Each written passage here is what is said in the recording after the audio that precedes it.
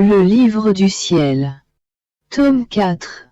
Notre libération est liée à l'exécution de ces pieux legs que nous avons transmis à nos héritiers.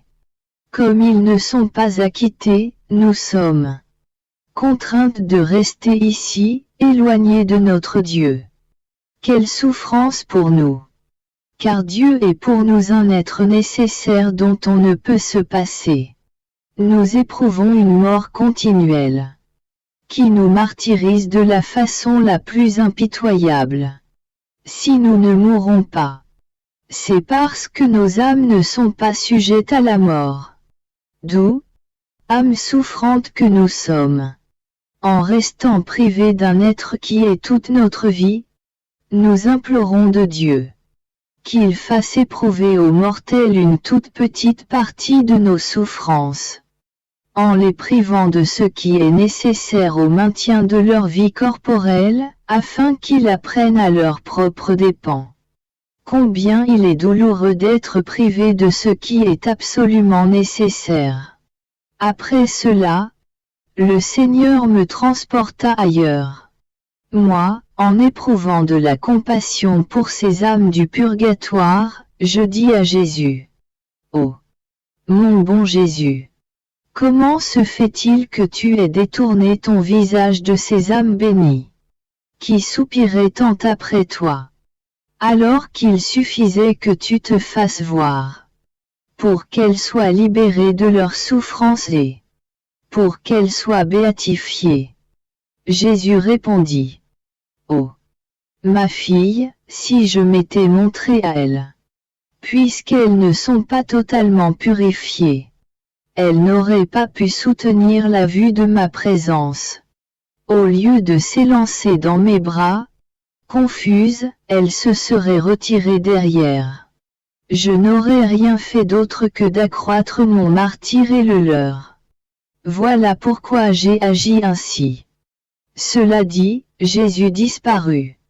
Ce matin, après que j'eus reçu l'Eucharistie, mon adorable Jésus se fit voir dans mon intérieur, tout couvert de fleurs disposées sous forme de cabane.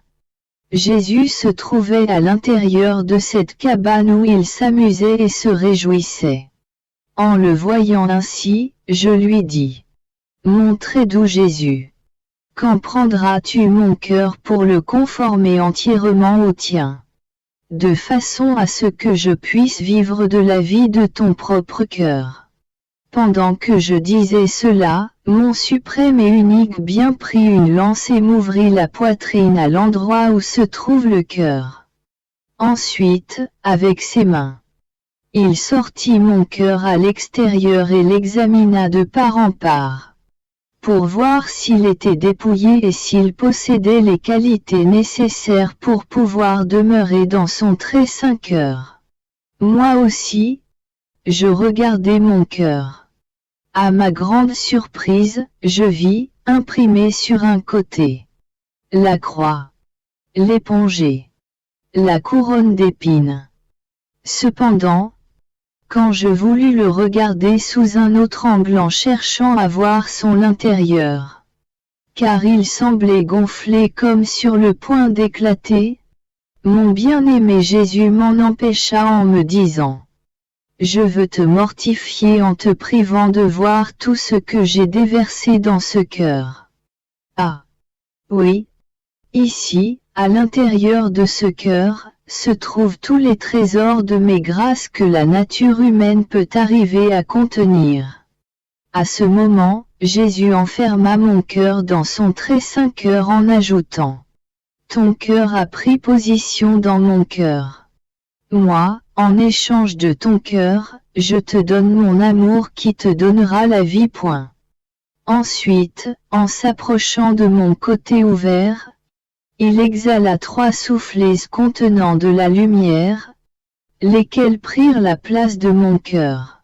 Après, il ferma la blessure en me disant: Maintenant plus que jamais, il convient de te fixer dans le centre de ma volonté en ayant pour cœur mon unique amour. Tu ne dois pas sortir de ma volonté, même pas pour un seul instant. Mon amour trouvera en toi sa véritable nourriture. Uniquement s'il trouve en toi, en tout et pour tout, ma volonté. Dans ma volonté, mon amour trouvera son contentement et sa vraie et fidèle conformité. Puis, en s'approchant de ma bouche, il exhala 3 autres soufflets. Et, en même temps, il déversa une liqueur très douce qui m'enivra totalement. Alors, débordant d'enthousiasme, il dit: Vois-tu, ton cœur est dans le mien. Par conséquent, il n'est plus le tien. Il m'embrassa sans arrêt et me manifesta 1000 délicatesses d'amour. Qui pourrait les décrire toutes? Cela m'est impossible. Comment décrire ce que j'éprouvais en me retrouvant dans mon corps? Je peux seulement dire que je me sentais comme si ce n'était plus moi qui vivais. Sans passion, sans tendance et sans désir, totalement enseveli en Dieu. Dans la partie où mon cœur devait normalement se trouver, j'éprouvais une espèce de sensation de froideur par rapport aux autres parties de mon corps. Jésus continue de conserver mon cœur dans son cœur. De temps en temps, il a la bienveillance de me le montrer. Il s'en réjouit comme s'il avait fait une grande acquisition. Ces jours-ci, quand je me trouve hors de mon corps, à l'endroit où devrait se trouver mon cœur. Au lieu de mon cœur je vois la lumière que Jésus béni y a exhalée par ses 3 soufflets. Ce matin, lorsque Jésus vint, il me dit en me montrant son cœur: Ma bien-aimée, lequel voudrais-tu? Mon cœur ou le tien? Si tu veux le mien, il te faudra souffrir davantage. Sache pourtant que j'ai fait cela pour te faire passer à un autre état. Car, lorsqu'on arrive à l'union, on passe à un autre état qui est celui de consommation. Cependant, pour que l'âme puisse passer à cet état de parfaite consommation, elle a besoin pour vivre soit de mon cœur, soit de son cœur entièrement transformé dans le mien. Autrement, elle ne peut pas passer à cet état de consommation. Toute craintive, je répondis: Mon doux amour, ma volonté n'est plus la mienne, mais la tienne. Fais ce que tu veux, et moi j'en serai plus heureuse. Après cela, je me suis souvenu des quelques difficultés que mon confesseur éprouvait. En voyant ma pensée, Jésus me permit de me voir comme si j'étais à l'intérieur d'un cristal, cela empêchant les autres de voir ce que le Seigneur opérait en moi. Il ajouta: C'est seulement au reflet de la lumière qu'on connaît le cristal et ce qu'il contient à l'intérieur. 2 En est ainsi pour toi. Celui qui porte la lumière de la foi touchera du doigt ce que j'opère en toi. Si, au contraire, il n'a pas la lumière de la foi, il percevra ces choses seulement selon les sens naturels. Me trouvant hors de mon corps, mon adorable Jésus continua de me faire voir mon cœur à l'intérieur du sien. Mon cœur est tellement transformé que je ne reconnais plus lequel est le mien et lequel est le sien. Jésus l'a parfaitement conformé au sien. Il a imprimé sur mon cœur tous les signes de la passion. Il me faisait comprendre que son cœur, dès le moment de la conception du Verbe de Dieu, a été conçu avec les signes de la passion, de sorte que ce qu'il a souffert dans les derniers jours de sa vie n'était qu'un débordement de ce que son cœur souffrait continuellement depuis sa conception. Il me semble avoir nos 2 cœurs comme semblables. Il me semble avoir mon bien-aimé Jésus occupé à préparer un endroit où déposer son cœur. Il parfumait l'endroit et il l'ornait de beaucoup de fleurs variées. Pendant qu'il faisait cela, il me dit: Ma bien-aimée, puisque tu dois vivre de mon cœur, il te faut entreprendre une façon de vivre plus parfaite. Par conséquent, voici ce que je veux de toi. La conformité parfaite à ma volonté. Car tu ne pourras jamais m'aimer parfaitement qu'en m'aimant avec ma propre volonté. En m'aimant avec ma propre volonté, tu arriveras à m'aimer et à aimer ton prochain selon ma propre façon d'aimer. Une humilité profonde. En te plaçant devant moi et devant les créatures comme la dernière de toutes. La pureté en tout. Car n'importe quel petit manquement à la pureté, autant dans l'amour que dans les œuvres, se reflète totalement dans le cœur et le cœur en reste taché. C'est pourquoi je veux que ta pureté soit comme la rosée sur les fleurs au lever du soleil. Celui-ci, en y reflétant ses rayons, rend ses gouttelettes comme des perles précieuses aptes à enchanter tout le monde.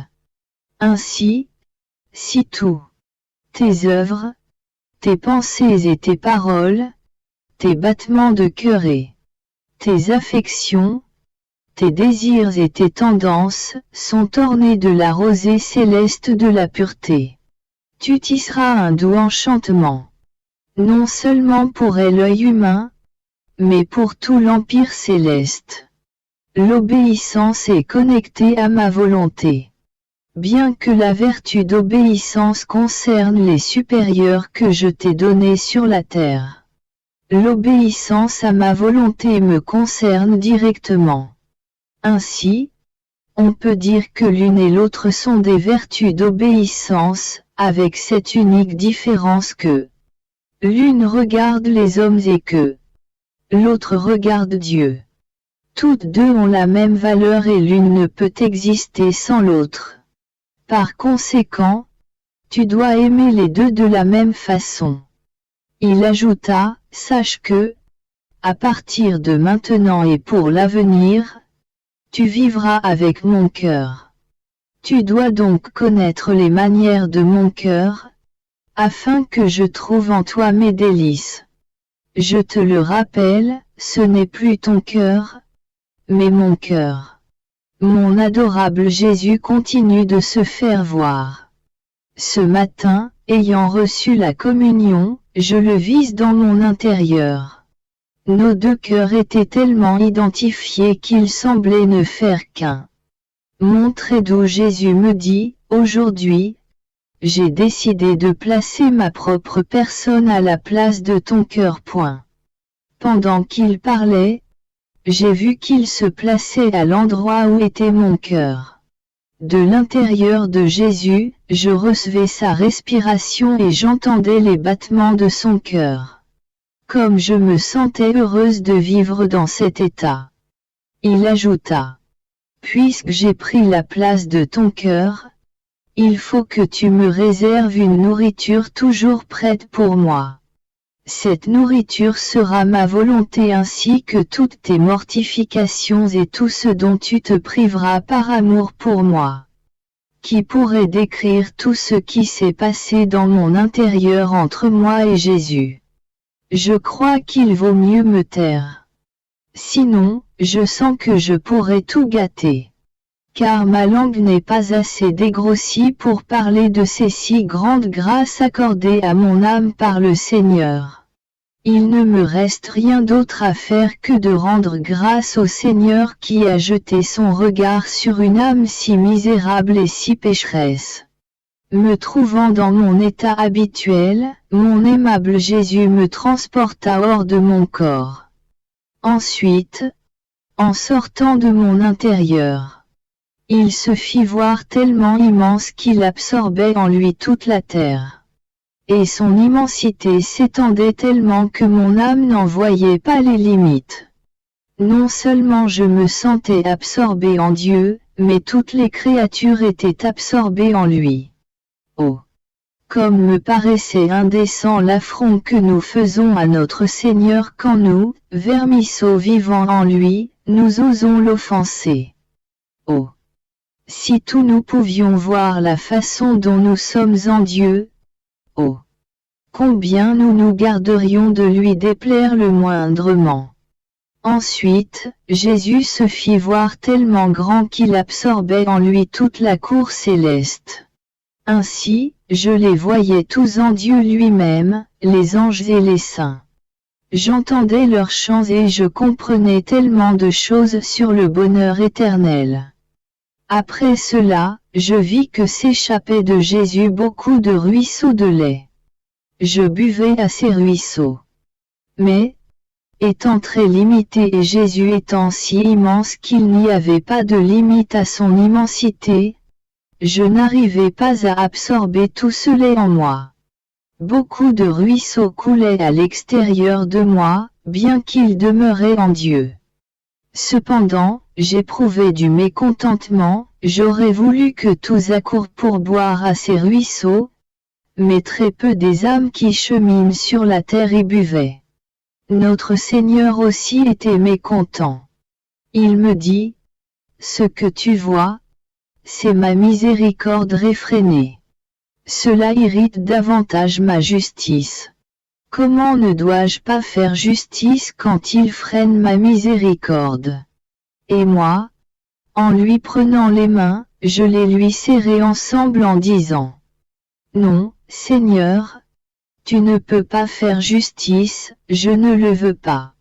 Et si moi, je ne le veux pas, tu ne le veux pas non plus. Parce que ma volonté n'est plus la mienne, mais la tienne. Ma volonté étant la tienne, tout ce que je ne veux pas, tu ne le veux pas non plus. Ne m'as-tu pas dit toi-même que je dois vivre en tout et pour tout de ta volonté? Mes paroles désarmèrent mon doux Jésus, et de nouveau, il se fit petit et s'enferma dans mon intérieur. Quant à moi, je revins dans mon corps.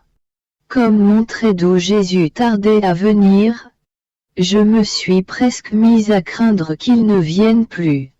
Mais, à ma grande surprise et tout à l'improviste, il est venu plus tard et il m'a dit, « Ma bien-aimée, veux-tu savoir quand on accomplit vraiment une œuvre pour une personne qu'on aime?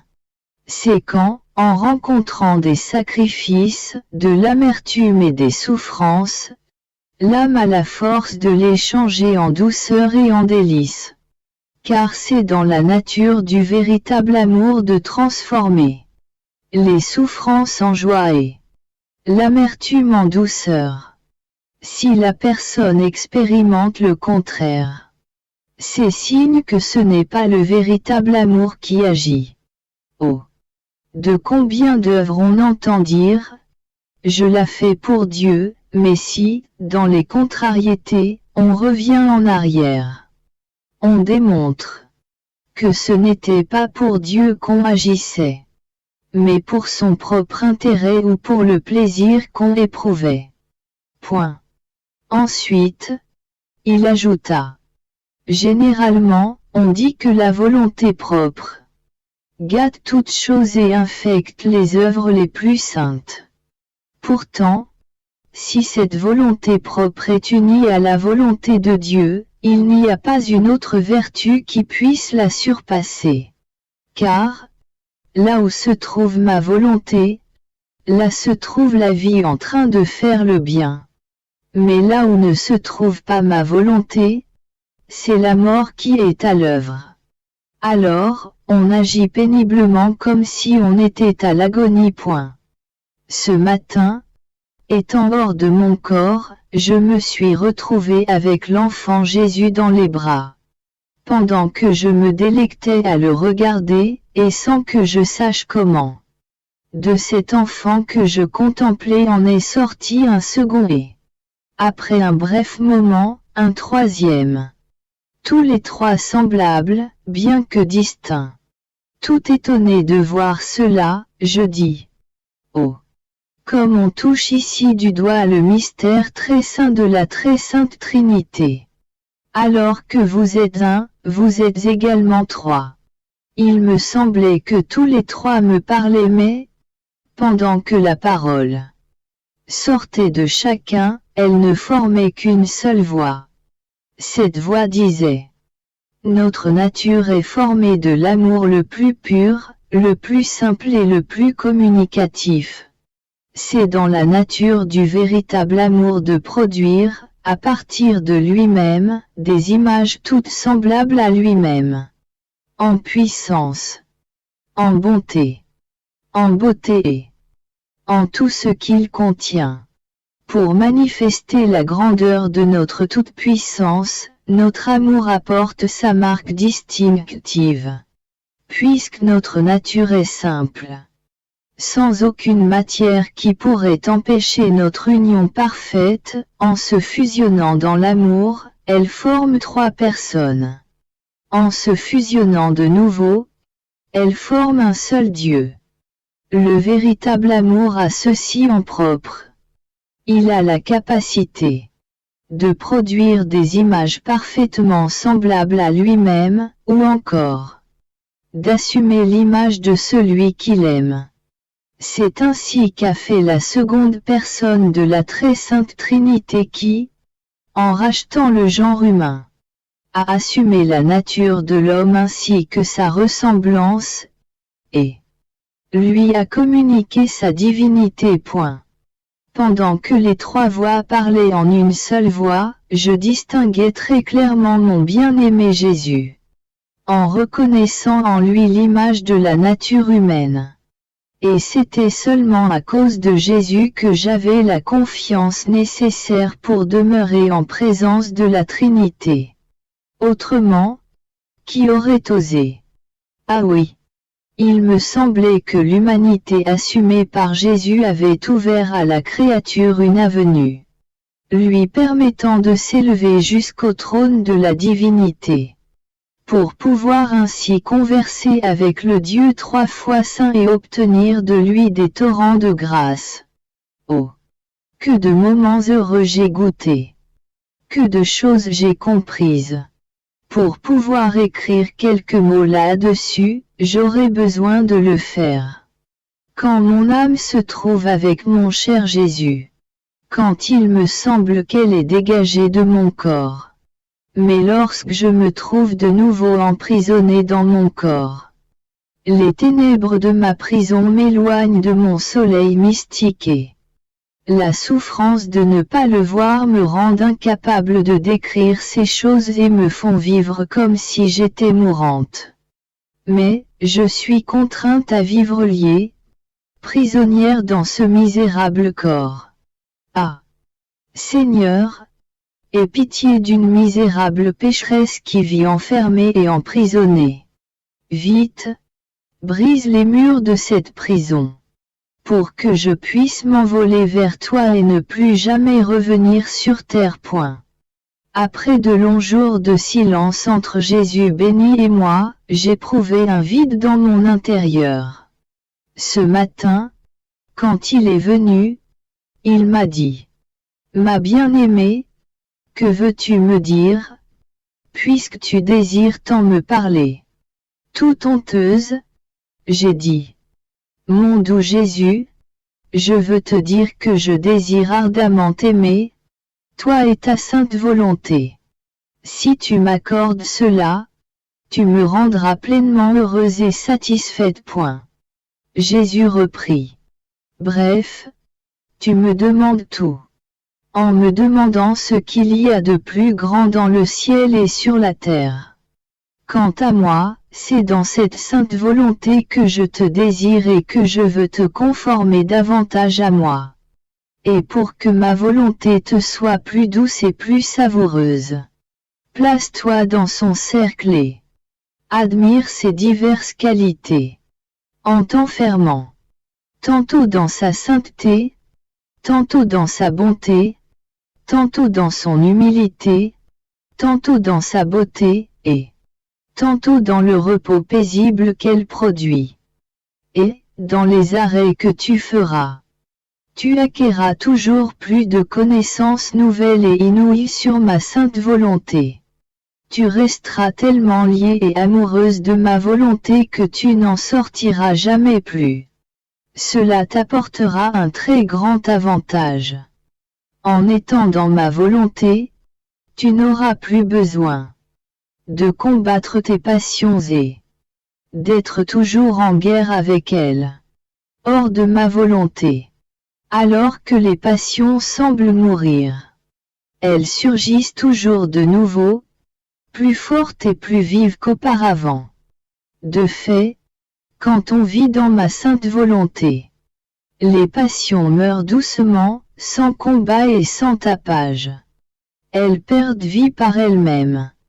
Car, devant la sainteté de ma volonté, les passions n'osent pas se montrer. Si l'âme éprouve les mouvements de ses passions, c'est signe qu'elle n'a pas établi sa demeure continuelle à l'intérieur de ma volonté. Parfois, elle fait des escapades dans sa propre volonté. Et ainsi, elle est contrainte à éprouver la puanteur de la nature corrompue. Au contraire, si elle reste fixée dans ma volonté, elle est débarrassée de tout et sa seule préoccupation est de m'aimer et d'être aimée par moi. Après cela, en regardant mon Jésus béni, j'ai vu qu'il portait la couronne d'épines. Je l'ai retirée doucement et l'ai placée sur ma tête. Jésus me l'a enfoncée. Ensuite, il disparut. Je me suis retrouvée en mon corps, avec un ardent désir de demeurer dans sa très sainte volonté. Me trouvant dans mon état habituel, je me suis sentie hors de mon corps. Après m'être déplacée un peu, je me suis trouvée à l'intérieur d'une grotte. J'ai vu la maman reine en train de donner naissance au petit enfant Jésus. Quel stupéfiant prodige! Il me semblait que la mère autant que le Fils étaient transformés en lumière très pure. Dans cette lumière, on apercevait très bien la nature humaine de Jésus, portant en elle la divinité. Son humanité servait de voile pour couvrir sa divinité. De sorte qu'en déchirant le voile de sa nature humaine, on trouvait Dieu. Voici le prodige des prodiges. Dieu et homme. Homme et Dieu. Quelle merveille que le Fils qui, sans quitter le Père et le Saint-Esprit. Car, dans le véritable amour, on ne se sépare jamais, prend une chair humaine et vient habiter parmi nous. En ce moment des plus heureux, il me sembla que la mère et le Fils étaient comme spiritualisés. Pendant que les deux débordaient d'un excès d'amour, alors, sans le moindre obstacle, Jésus sortit du sein maternel, c'est-à-dire que, pendant que ses très saints corps étaient transformés en lumière, Jésus lumière sortit sans le moindre obstacle de l'intérieur de la lumière de sa mère. Les deux corps restaient sains et intacts. Ensuite, ils revinrent à leur état naturel. Qui pourrait décrire la beauté du petit enfant qui, en ce moment de sa naissance, laissait voir extérieurement les rayons de sa divinité? Qui pourrait décrire la beauté de la mère qui restait tout absorbée dans ses rayons divins? Et Saint Joseph? Il me sembla qu'il n'était pas présent à l'acte de la naissance, mais qu'il se tenait dans un autre coin de la grotte, tout absorbé dans ce profond mystère. Et s'il n'a pas vu ce mystère avec les yeux de son corps, il l'a très bien vu avec les yeux de son âme. Car il était ravi en une extase sublime. Dans l'acte où le petit enfant vint à la lumière, j'aurais voulu voler pour le prendre dans mes bras. Mais les anges m'en empêchèrent, en me disant que l'honneur de le prendre revenait en premier à la mère. La Vierge très sainte, comme secouée, revint à elle-même, des mains d'un ange. Elle reçut son fils dans ses bras. Dans l'épanchement d'amour dans lequel elle se trouvait, elle le serra avec tellement de force, qu'il sembla qu'elle voulait l'enfermer de nouveau dans son sein. Ensuite, En voulant donner à son enfant un épanchement de son ardent amour, elle le plaça pour qu'il puisse boire à son sein. Pendant ce temps, j'étais tout annihilé, j'attendais d'être appelé, afin de ne pas recevoir un autre reproche de la part des anges. Alors, la reine me dit: Viens, viens prendre l'objet de tes délices, et réjouis-le toi aussi. Épanche ton amour avec lui. En disant cela, je me suis approché et la maman déposa l'enfant dans mes bras. Qui pourrait décrire mon bonheur? Les baisers, les étreintes et les tendresses que nous avons échangées. Après avoir quelque peu épanché mon amour, je lui dis: Mon bien-aimé, tu as bu le lait de notre maman, partage-le avec moi. Tout condescendant, il déversa de sa bouche une partie de ce lait dans la mienne. Ensuite, il me dit: Ma bien-aimée, j'ai été conçu et suis né uni à la douleur. Et je suis mort dans la douleur. En utilisant les 3 clous avec lesquels ils m'ont crucifié. J'ai crucifié les 3 puissances des âmes qui brûlent de m'aimer. L'intelligence, la mémoire et la volonté. J'ai fait en sorte que ces âmes restent totalement attirées vers moi, vu que le péché les avait rendues infirmées, les avait dispersées loin de leur Créateur, sans rien pour les retenir. Pendant que Jésus disait cela, il jeta un regard sur le monde et il commença à pleurer sur ses misères. Moi, en le voyant pleurer, je lui dis: Mon aimable enfant, ne rends pas triste par tes larmes une nuit si joyeuse pour ceux qui t'aiment. Au lieu de donner un épanchement à tes larmes, donnons un épanchement à notre chant. Ce disant, je commençai à chanter. Jésus se laissa distraire en m'entendant chanter et il cessa de pleurer. Après mon chant, il chanta le sien avec une voix tellement harmonieuse que toutes les autres voix disparurent devant sa voix des plus douces. Ensuite, je priai l'enfant Jésus pour mon confesseur, pour les miens, et enfin pour tous. Jésus semblait totalement condescendant. Pendant que je faisais cela, il disparut et je revins dans mon corps.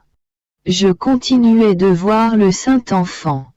D'un côté, je voyais la Reine Mère, et de l'autre, Saint Joseph. Ils étaient en train d'adorer profondément le divin enfant.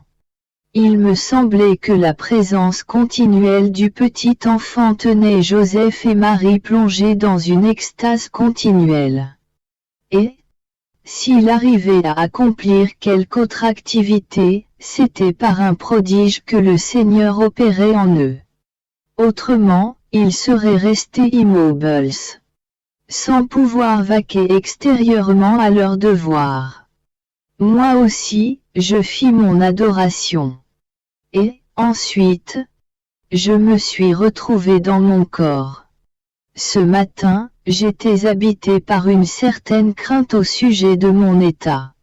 Craignez que ce ne soit pas le Seigneur qui opère en moi. De plus, Jésus n'avait pas la bienveillance de venir. Après l'avoir longuement attendu, dès que je le vis, je lui exposai ma crainte. Elle me dit: Ma fille, avant tout, pour te lancer dans cet état, il faut le concours de ma puissance.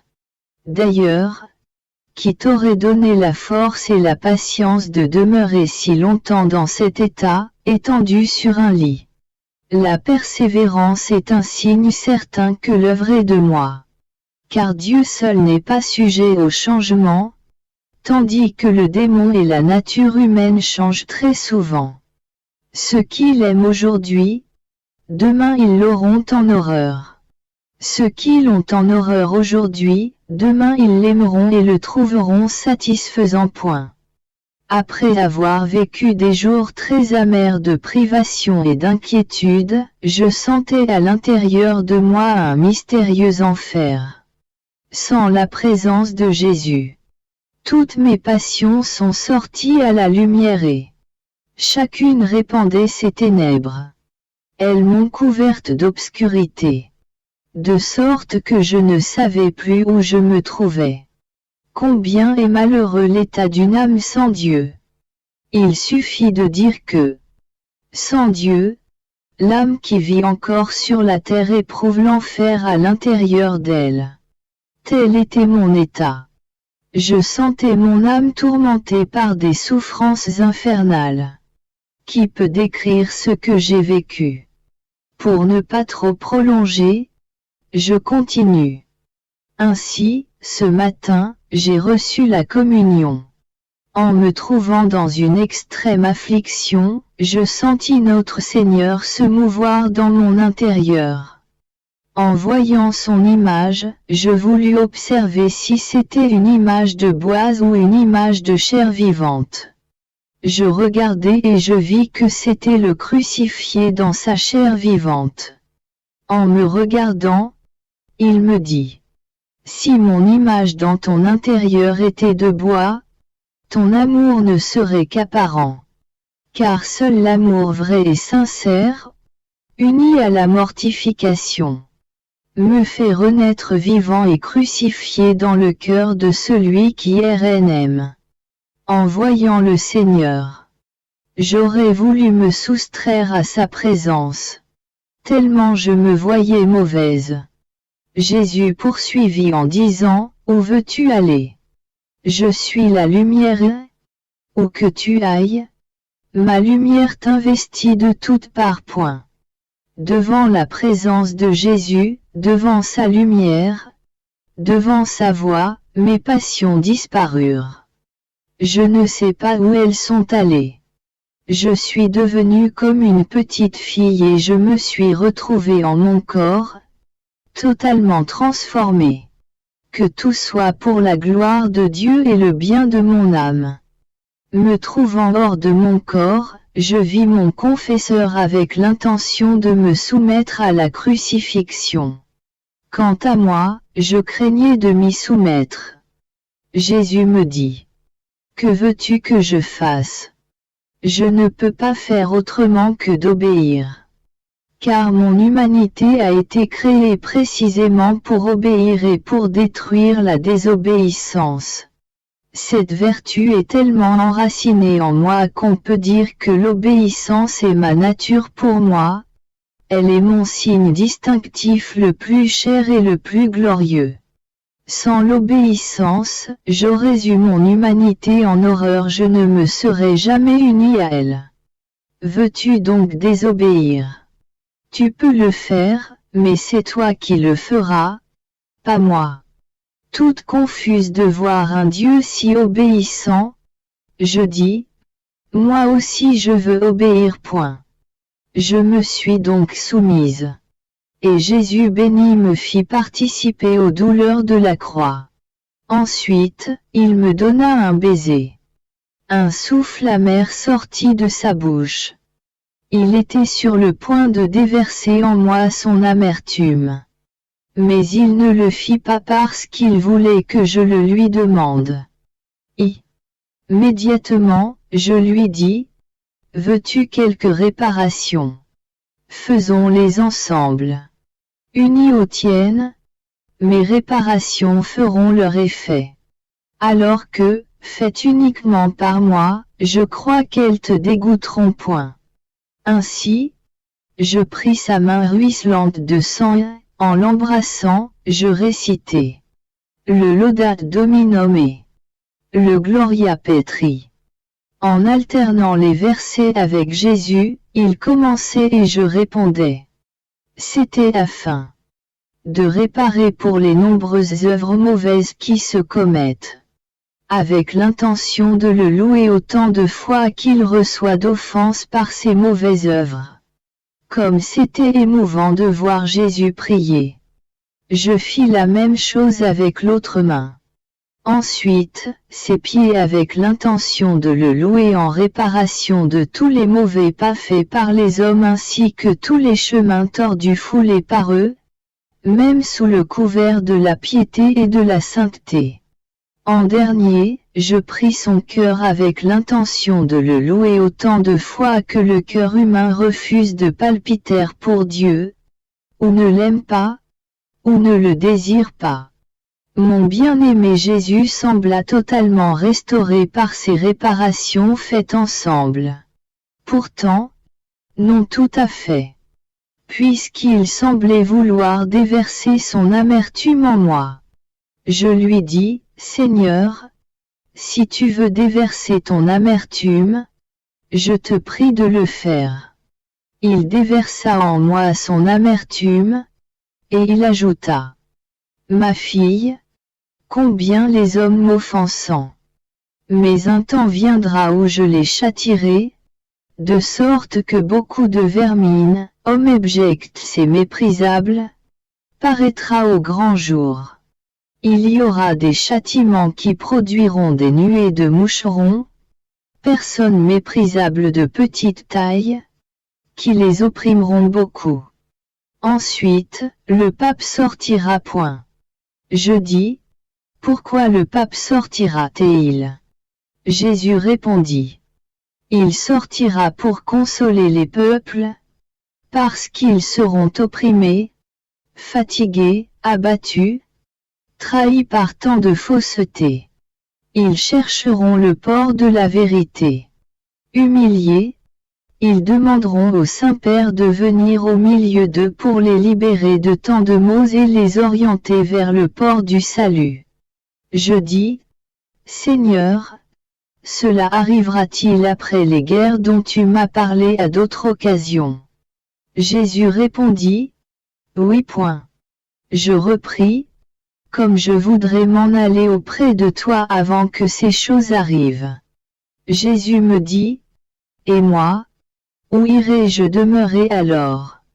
Je répondis, ah, Seigneur, il y a tellement de bonnes âmes avec lesquelles tu peux t'entretenir que, en me comparant à elles, oh, combien je me vois mauvaise. Sans me prêter attention, Jésus disparut et je revins dans mon corps. Me trouvant hors de mon corps, il me sembla voir le moment où les saints mages sont arrivés dans la grotte de Bethléem. Dès qu'ils furent en présence de l'enfant, celui-ci se fit un plaisir de faire briller extérieurement les rayons de sa divinité, et se communiqua à eux de trois façons. Avec amour, avec beauté et avec puissance.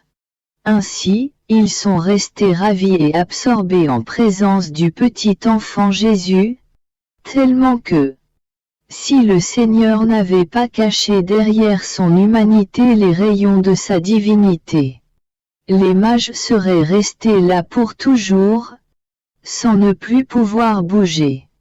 Dès que l'enfant retira sa divinité, les saints mages revinrent à eux-mêmes, stupéfaits de voir un si grand excès d'amour.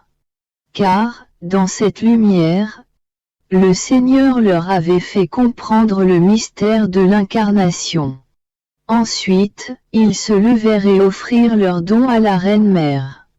Elle a parlé longuement avec eux, mais je ne peux pas me rappeler de tout ce qu'elle disait. Je me souviens seulement qu'elle les a incités fortement à travailler, à leur saluer, à celui de leur peuple. Ils devaient n'avoir aucune crainte d'exposer leur vie pour atteindre ce but. Après cela, je me retirai en moi-même et me retrouvai en compagnie de Jésus. Il voulait que je lui dise quelque chose, mais je me voyais si mauvaise et tellement confuse par son invitation que je n'osais rien dire. En voyant que je ne disais rien, Jésus continua de me parler des saints mages. Il me dit, en m'étant communiqué aux mages de trois façons, je leur ai obtenu trois effets. Car je ne me communique jamais aux âmes inutilement. Elles reçoivent toujours quelque chose pour leur profit. Ainsi, en me communiquant avec amour, je leur ai obtenu la grâce du détachement d'eux-mêmes. En me communiquant avec beauté, Je leur ai obtenu la grâce du mépris des choses de la terre. En me communiquant avec puissance, je leur ai obtenu la grâce que leur cœur reste totalement lié à moi, et qu'ils aient le courage de verser leur sang pour moi. Jésus ajouta. Et toi, que veux-tu? Dis-moi, m'aimes-tu? Comment voudrais-tu m'aimer? Et moi, ne sachant quoi dire, et plus confuse que jamais, je répondis. Seigneur, je ne veux rien d'autre que toi. Et si tu me dis m'aimes-tu, je n'ai pas de parole pour te répondre. Je peux seulement te dire que j'éprouve en moi cette passion qui veut que personne ne puisse me dépasser en amour pour toi. Je désire t'aimer plus que tout, et que personne ne puisse me surpasser en amour pour toi. Mais, cela ne me satisfait pas. Pour être satisfaite, je veux t'aimer au moyen de ton propre amour et, ainsi, pouvoir t'aimer avec l'amour avec lequel tu t'aimes toi-même. Ah oui. Alors seulement cesseront mes craintes au sujet de mon amour envers toi. Content de mes sottises, si je peux dire, Jésus me serra tellement contre lui que je me vis intérieurement et extérieurement transformé en lui. Il me communiqua une partie de son amour. Après, je suis revenu en mon corps. Il me sembla que, plus l'amour m'est donné, plus je possède mon bien-être. Si j'aime peu, je le possède peu. Ce matin, je me sentais totalement écrasé, tellement que je me suis mis à rechercher quelque soulagement. Mon unique bien me fit longuement attendre sa venue. Quand il vint, il me dit.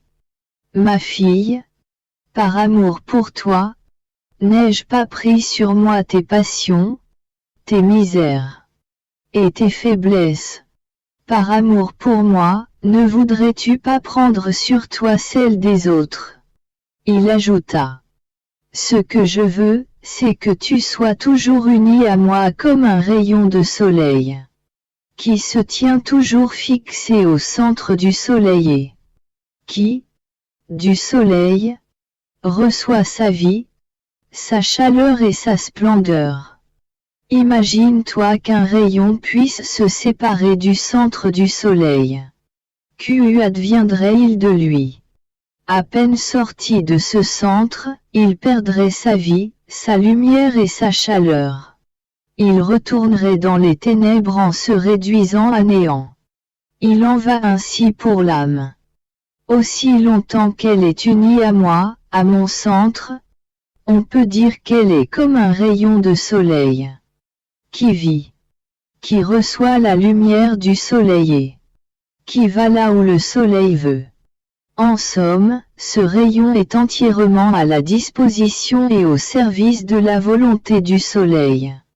Mais si l'âme se distrait et se sépare de moi, la voilà devenue entièrement ténèbres. Elle devient froide et ne ressent plus en elle ce mouvement céleste de la vie divine. Cela dit, Jésus disparut. Dans les jours passés, mon bien-aimé Jésus s'est fait voir en colère contre le monde si l'on peut dire. Ce matin, il ne venait pas. Alors je me disais, qui sait s'il ne vient pas parce qu'il veut envoyer quelque châtiment? Est-ce ma faute? Moi. Puisqu'il veut envoyer des châtiments. Il n'a pas la bienveillance de venir vers moi. C'est beau. Pendant qu'il veut punir les autres, il m'afflige du plus grand des châtiments, celui d'être privé de lui. Pendant que je me disais cela et d'autres sottises semblables, mon aimable Jésus se fit voir et me dit, « Ma fille, tu es la cause de mon plus grand martyre. Parce que, lorsque je dois envoyer quelque châtiment, je ne peux pas me manifester à toi. C'est parce que tu me lis de toutes parts et que tu ne veux pas que je fasse quoi que ce soit. D'un autre côté, quand je ne viens pas. Tu me casses la tête avec tes plaintes, tes lamentations et tes attentes. Ainsi, pendant que je suis occupé à châtier, je suis contraint de penser à toi et de t'écouter. Mon cœur en vient à se déchirer de te voir dans ton état douloureux à cause de ta privation de moi. Le martyre le plus douloureux, c'est celui de l'amour. Plus deux personnes s'aiment, plus douloureuses sont les souffrances occasionnées. Non par les autres, mais par ces deux personnes elles-mêmes. Donc, sois tranquille, reste calme. Il ne faut pas accroître mes souffrances par le moyen de tes souffrances. Ensuite, Jésus disparut. Je suis restée toute mortifiée à penser que je cause le martyre de mon cher Jésus et que, lorsqu'il ne vient pas, je dois rester tranquille pour ne pas le faire souffrir autant.